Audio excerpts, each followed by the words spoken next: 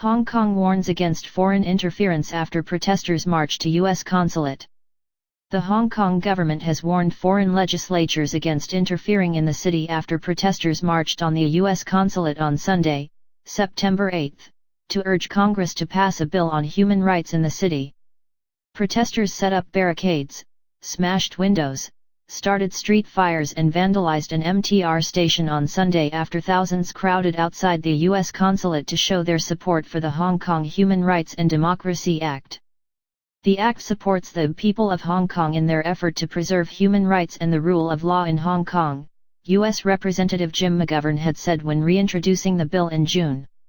In a statement on Monday, the Hong Kong government said, in response to protesters' march to the United States Consulate General Hong Kong yesterday appealing for the passage of the Hong Kong Human Rights and Democracy Act by members of the U.S. Congress, a spokesman for the Hong Kong Special Administrative Region, HSR, government expresses regret over the reintroduction of the act and reiterates that foreign legislatures should not interfere in any form in the internal affairs of the HSR.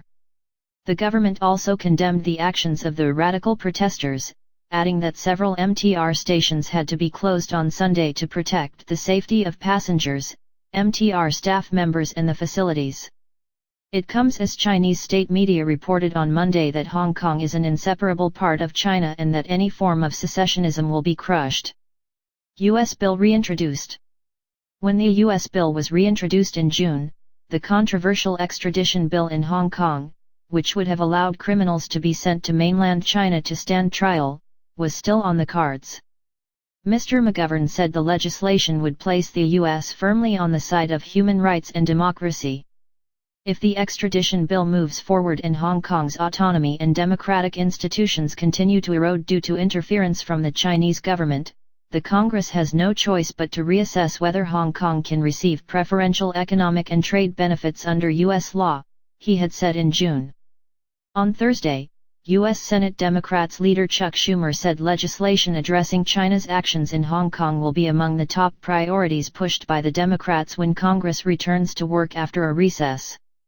Last week, Hong Kong Chief Executive Carrie Lam said the extradition bill would be formally withdrawn. A spokesman for the Hong Kong government said, the chief executive announced on September 4 that the government would formally withdraw the bill.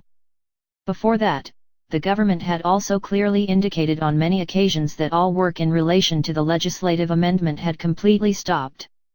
He added that law enforcement agencies outside of Hong Kong, including those from the mainland and overseas, do not have the authority to enforce laws within the jurisdiction of Hong Kong.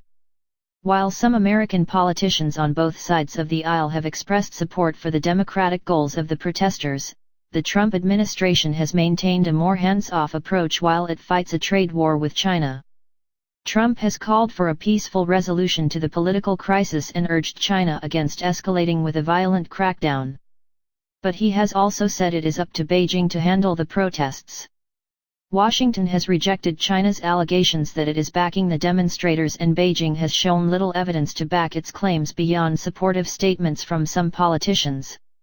One country, two systems.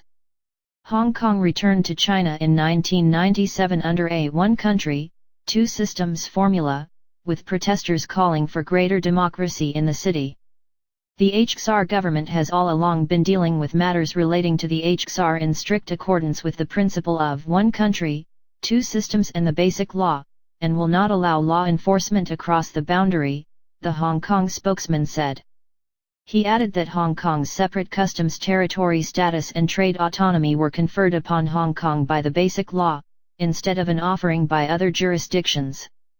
It is very much in Hong Kong's own interest to maintain our autonomy to safeguard our interests and advantages under the one country, two systems principle.